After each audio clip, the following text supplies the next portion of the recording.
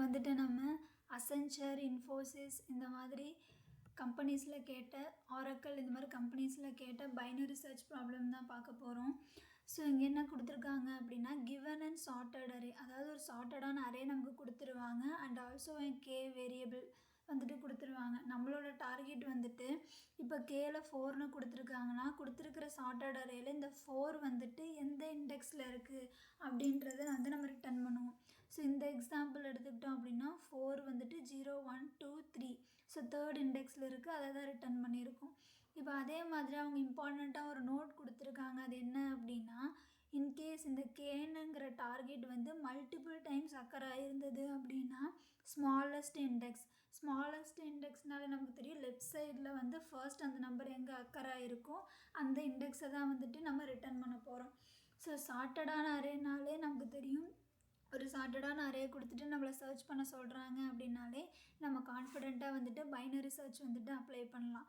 So இப்போ வந்துட்டு நான் ஜாவாவில் கோட் பண்ண போகிறேன். ஸோ எப்பயும் போல் லோ அண்ட் ஹைன்னு 2 பாயிண்டர் வந்துட்டு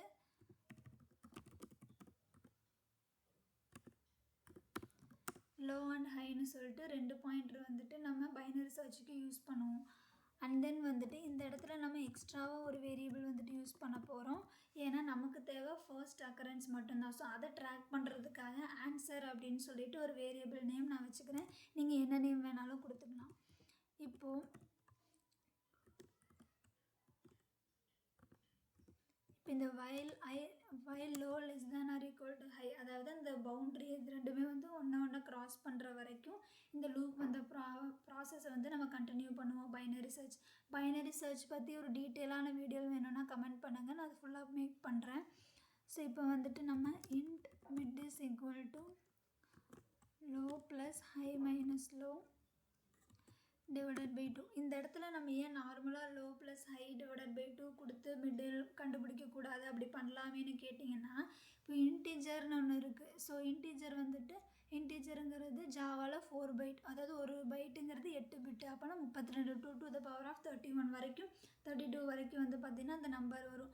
சப்போஸ் அந்த லாஸ்ட் இண்டெக்ஸ் வந்துட்டு அந்த இன்டீஜரோட லாஸ்ட் எக்ஸ்ட்ரீம் மேக்ஸ் வேல்யூவாக இருந்தது அப்படின்னா ஆட் பண்ணும்போது ஓவர்ஃப்ளோ ஆகிறதுக்கு வாய்ப்பு இருக்குது. ஸோ அதை அவாய்ட் பண்ணுறதுக்காக தான் நம்ம இப்படி ஃபார்முலா எழுதுகிறோம். இதை நீங்கள் சிம்பிளிஃபை பண்ணிங்க அப்படின்னாலுமே ஃபைனலி உங்களுக்கு low plus high divided by 2 தான் கிடைக்கும். So 2 into L 2L plus high minus லோங்கும்போது 2L மைனஸ் L வெறும் L இருக்கும். So L low plus high divided by 2 தான் உங்களுக்கு எகெயின் கிடைக்க போகுது. ஸோ இப்போ நம்ம என்ன செக் பண்ண போகிறோம் அப்படின்னா இந்த அரே ஆஃப் மிட்டு வந்துட்டு ஈக்குவல் டு நம்மளோட டார்கெட்டா அப்படின்னு சொல்லி செக் பண்ணுறோம். நம்மளோட டார்கெட்டாக இருந்தது அப்படின்னா நமக்கு ஆன்சர் கிடச்சிருச்சு அப்படின்னு அர்த்தம் கிடையாது. ஏன்னா நம்மளோட ஃபர்ஸ்ட் அக்கரன்ஸ் தான் நமக்கு தேவை. ஸோ அப்போ நம்ம என்ன பண்ணுறோம் அப்படின்னா இப்போ கிடச்சதை நம்ம ஆன்சருன்ற வேரியபிளை ஸ்டோர் பண்ணிவிட்டு ஸோ அப்போ இங்கே இருக்குது அப்படின்னா இதோட லெஃப்ட் சைடில் தான் கண்டிப்பாக அதோட ஃபர்ஸ்ட் அக்கரன்ஸ் இருக்க வாய்ப்பு இருக்குது. ஸோ கரண்ட் இதை நான் ஆன்சரில் ஸ்டோர் பண்ணிட்டேன். ஸோ இப்போ நான் என்ன பண்ணலாம், அந்த ஹைன்ற பாயிண்டரை மிட்டுக்கு முன்னாடி நான் மூவ் பண்ணிக்கலாம்.